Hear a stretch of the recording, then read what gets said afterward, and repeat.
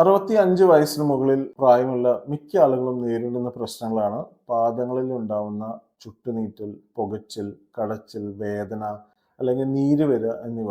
പലരും ഇത് പ്രായമായതുകൊണ്ട് വരുന്നതാണെന്ന് കരുതി സാധാരണയായി കാണുന്നു. പക്ഷെ ഇത് അവഗണിക്കേണ്ട ഒരു കാര്യമല്ല. ശരിയായി ശ്രദ്ധിക്കാത്ത പക്ഷം ഇത് ഭാവിയിൽ നമുക്ക് ഒരുപാട് ബുദ്ധിമുട്ടുകൾ വരാൻ സാധ്യതയുണ്ട്.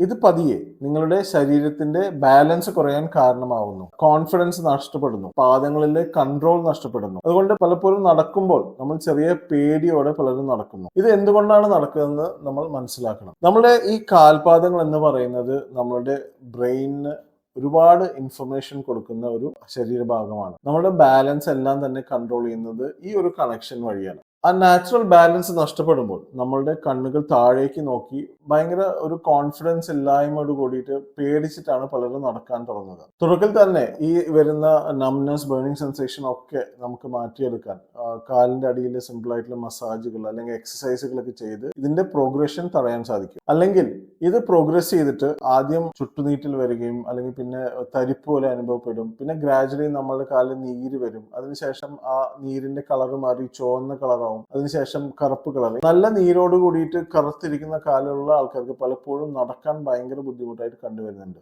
ഇതൊരു പക്ഷെ നിങ്ങളുടെ ബിപിക്കുള്ള മെഡിസിൻ എടുക്കുന്നതുകൊണ്ടാവാം, വേറെ ഏതെങ്കിലും അസുഖത്തിന്റെ കോംപ്ലിക്കേഷൻ ആയിട്ടും ഇത് വരാം. പക്ഷെ ചില ആളുകളും എല്ലാ ലാബ് റിപ്പോർട്ട്സും നോർമൽ ആയിട്ട് പോലും പലരുടെ കാലുകളിൽ നീര് വന്നിട്ട് നടക്കാൻ പറ്റാത്തതായിട്ട് കണ്ടിട്ടുണ്ട്. ഈ കാലിലെ നീര് കുറയാൻ പല ഡോക്ടേഴ്സും നിങ്ങളോട് സജസ്റ്റ് ചെയ്യും കാല് കുറച്ച് ഉയരത്തിൽ വെക്കാൻ, എലിവേറ്റ് ചെയ്ത് വെക്കാൻ പറയും.